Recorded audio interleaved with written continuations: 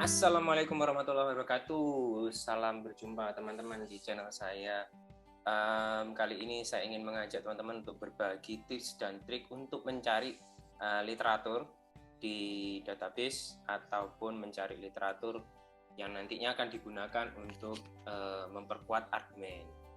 Ya, tanpa berpanjang kata, saya ingin share screen. Jadi saya sudah buatkan presentasinya untuk teman-teman semua supaya mudah untuk mereplikasi, ya, gitu ya.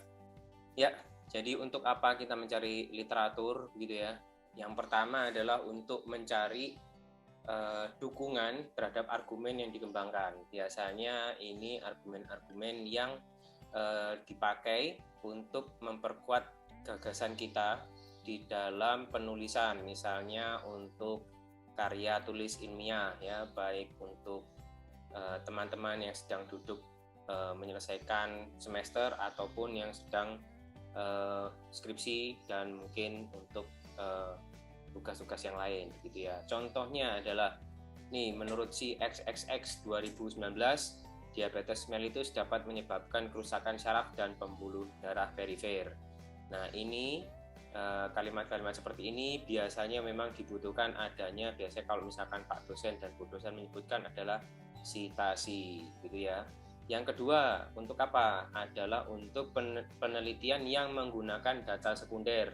Nah, menggunakan data sekunder itu macam-macam ya.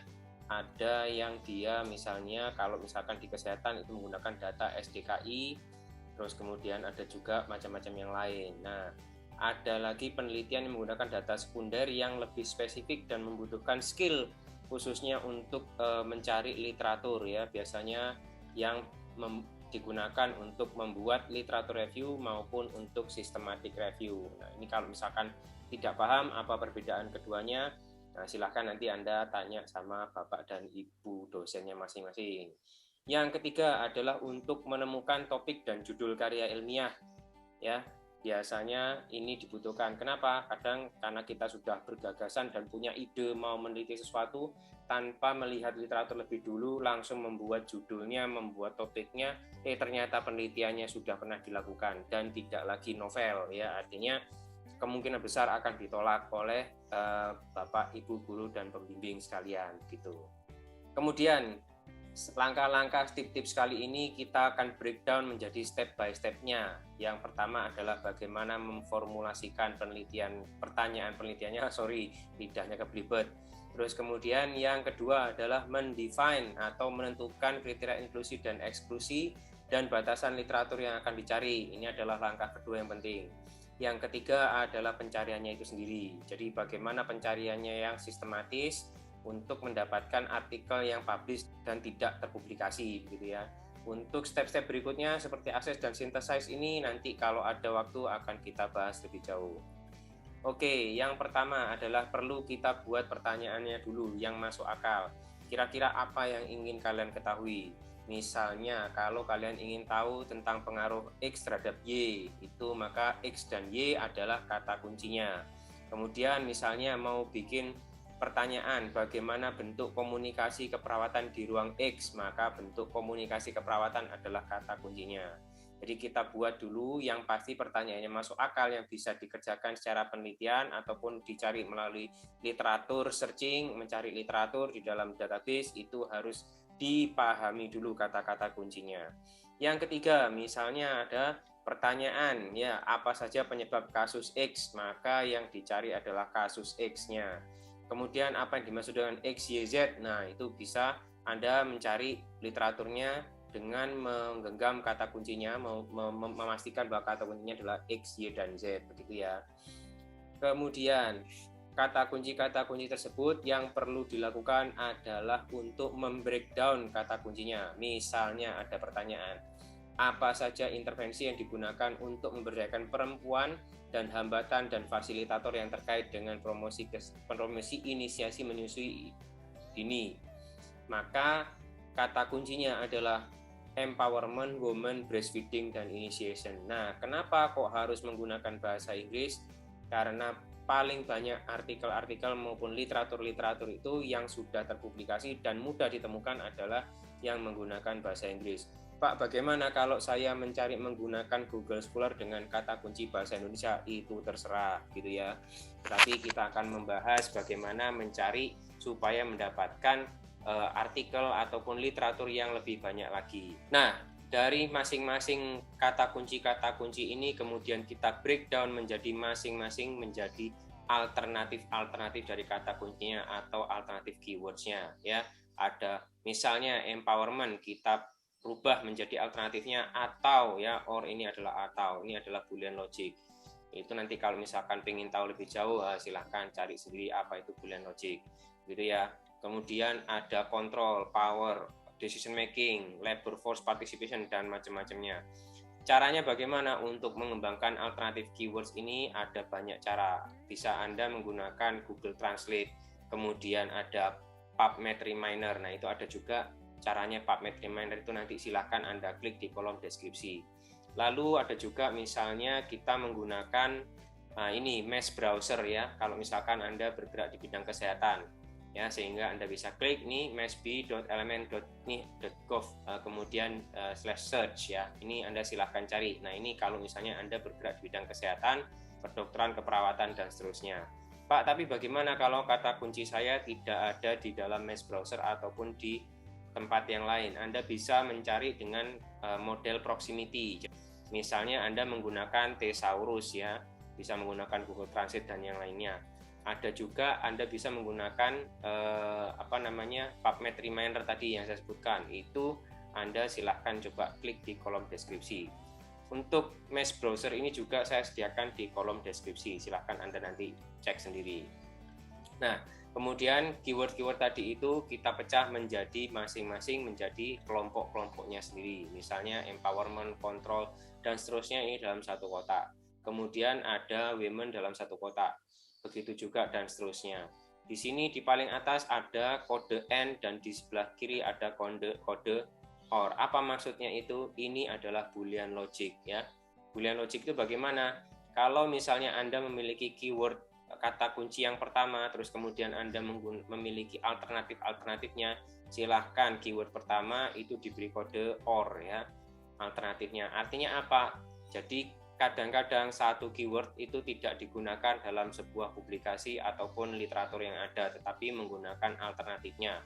Sehingga kalau Anda mencari menggunakan OR, maka temuannya yang akan ditemukan adalah salah satu dari keduanya ini, atau malah dua-duanya muncul juga. Kemudian yang perlu dilakukan adalah Anda familiar dengan konsep N ya, untuk di dalam boolean yang perlu Anda familiar dengan boolean logic. Keyword N ini misalnya tadi Anda sudah menggunakan keyword 1 dengan OR alternatifnya dan keyword 2 dengan OR alternatifnya.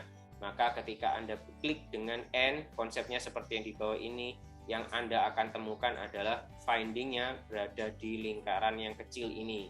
Jadi ini yang memuat dua konsep kata kunci yang Anda cari, sehingga Anda tidak menemukan artikel yang terlalu banyak dan justru bermanfaat bagi pencarian Anda. Nah, selanjutnya yang perlu kita lakukan adalah kita menentukan kriteria inklusi dan eksklusinya serta batasan literatur yang akan dicari. Ya, baik Anda bisa menggunakan electronic database semacam Web of Science, Scopus, Cumulative Index to Nursing and Allied Health Literature atau SINAL, ProQuest, Medline, EBSCO, dan Perpusnas RI. Nah, kalau misalnya Anda tempatnya belajar tidak memiliki electronic database yang berlangganan seperti ini, silakan Anda registrasi saja ke Perpustakaan Nasional Republik Indonesia.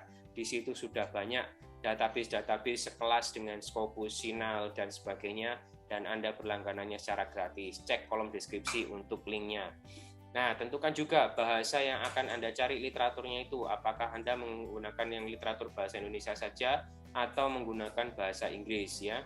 Kemudian tentukan juga batasan publikasi yang ingin Anda temukan. Nah, biasanya Bapak Ibu dosennya itu tidak mau yang lebih usianya dari 5 tahun atau maksimum 10 tahun, begitu ya. Nah, ini search-nya Anda bisa klik di Perpusnas Republik Indonesia. Silakan Anda koleksi-koleksi jurnalnya sudah banyak sekali. Saya tidak ngiklan kepada Perpusnas, tetapi ini yang sering saya lakukan. Bisa juga Anda melakukan pencarian menggunakan harsing.com ya.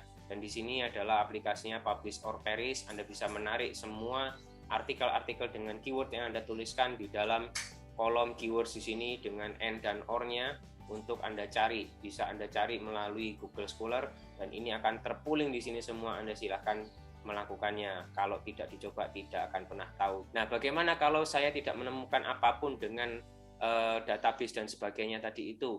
Coba cek lagi keywordnya, ada yang typo ataukah bagaimana. Kemudian cek penggunaan booleannya, cek kriteria inklusinya. Jangan-jangan kriteria inklusinya terlalu sempit. Tapi tidak menutup kemungkinan bahwa Anda memang tidak akan menemukan apapun karena memang area tersebut tidak ada atau mungkin belum pernah diteliti. Kemudian bagaimana kalau saya menemukan literatur terlalu banyak? Pastikan Anda menggunakan limiternya ya.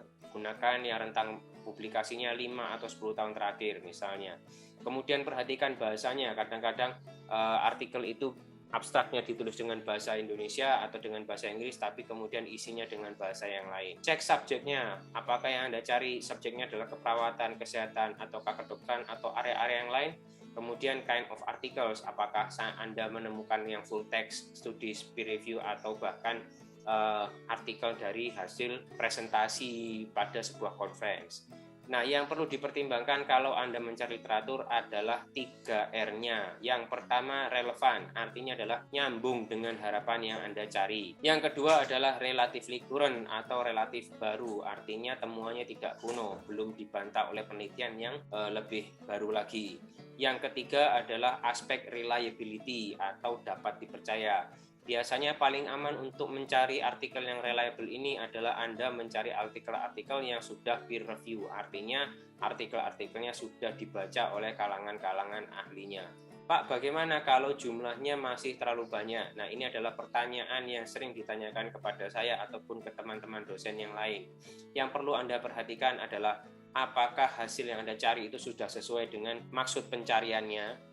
Yang kedua adalah apakah artikel dapat diakses secara penuh. Ini seringkali kita temukan artikel-artikel judulnya saja yang banyak, tapi tidak semua artikel bisa diakses dan harus berbayar.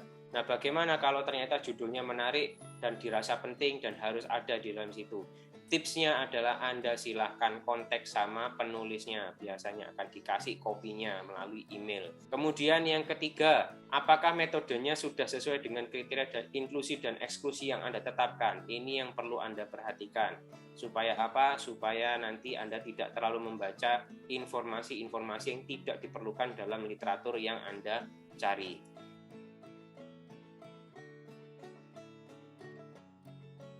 Oke, let's say kita punya set artikelnya adalah sebagai berikut ya. Ada empowerment, women, breastfeeding, dan initiation. Kemudian ada kolom-kolom di bawahnya. Yang selanjutnya yang kita perlu cek adalah kita salah satu contoh saja. Saya akan coba gunakan dengan Scopus. Di database manapun, kalau bisa Anda pastikan bahwa Anda login ke dalam sistemnya ya. Supaya nanti Anda akan mudah untuk melakukan pencarian ataupun penyimpanan hasil dari pencariannya. Baik, kalau kita balik nih ke keyword yang pertama, kita punya sebagai contohnya adalah ini. Nah, ini bisa kita lakukan copy and paste. Kemudian kita tambahkan search field-nya, karena kita maunya cari dulu, rapid search dulu, cari cepat terhadap semua keyword-nya. Kita kombinasikan dengan ini boolean logiknya and. Di Scopus Anda silahkan tinggal klik add search field saja. Lalu kita masukkan untuk keyword yang ketiga. Selanjutnya keyword yang keempat kita copy and paste dengan add search field. Oke. Sebelum kita klik tombol search-nya, kita pastikan dulu apa limiter yang kita terapkan nantinya. Di sini hanya ada opsi seperti ini, begitu ya. And then kita masukkan, ternyata kita pakai limiter yang rentang publikasinya 5 tahun terakhir, language-nya English, terus kemudian subject-nya nursing, health, and medical. Dan kind of articles-nya full text, studies, peer review articles. Oke. Now, kita tambahkan date range itu publish from 5 tahun terakhir. Kalau tahun ini adalah tahun 2021, kita masukkan berarti di tahun 2017. kemudian kita hit the search button. Nah, ternyata hasilnya nggak ada nih. Apa yang bisa kita lakukan? Kita bisa flashback ke hasil pencarian kita yang tadi. Ya, jangan panik dulu. Kita klik saja tombol edit di sini. Oke, kita mungkin pinginnya kita cari satu persatu dulu saja. Jadi kita hapus yang search yang lain. Kita fokuskan dulu ke set keyword yang pertama. What will happen? Ya, kita punya 49 dokumen. Oke, coba kita cek juga apakah memang artikel-artikel yang lain itu jumlahnya sedikit. Kita start copy untuk di yang kedua. Ya, klik search. Ternyata ada 2 juta lebih dokumen dan ini kayaknya nggak mungkin kalau kita baca semuanya gitu ya. Kita klik edit. Ya, jangan khawatir akan hilang ya, pastikan dulu Anda login. Nah, ini contohnya di sini ada semua nih. Tadi yang 2.500.000 lebih dan yang tidak ketemu juga ketemu di sini ada 0 resultnya. Oke, kita pakai keyword yang ketiga. Oke, copy and paste aja dari matrix. Nah, ini gunanya Anda kembangkan sebuah matrix ya. Ini ada 11.201 dokumen yang membahas tentang breastfeeding, breast and feeding, dan seterusnya. Gitu ya. Oke, kita klik lagi, edit. Kita balik untuk kita cari lagi search yang keempat. Oke, let's say C. Yang temukan berapa nih? Ternyata ada 1 juta lebih dokumennya, jadi kayaknya ini nggak mungkin juga. Nah, ini kita harus rapikan. Tapi yang pertama kita lakukan adalah kita cari dulu sebabnya apa dokumen ini jadi banyak gitu ya. Ini hapus dulu aja deh. Kita lihat dulu di search history. Oh, ternyata kalau kita lihat ini yang paling sedikit nih. Nah, coba kita gabungkan antara yang paling sedikit dengan yang paling banyak dulu. Supaya apa? Karena kalau kita lihat dari keywordnya, kita memang mau mencari adalah women empowerment, decision making ya, yang berkaitan dengan breastfeeding ya, dan early initiation of breastfeeding. Sekarang kita coba dulu gabung antara keyword yang pertama dengan keyword yang kedua. Apa yang akan bisa kita temukan? Let's see, kita coba ini dulu, kita breakdown. Kemudian kita add search field. Kita klik di sini, apa yang bisa kita temukan? Search. Ada 40 dokumen. Oh, sorry, ada 42 dokumen. Ya, kita lihat di sini ada nggak yang hubungannya dengan breastfeeding?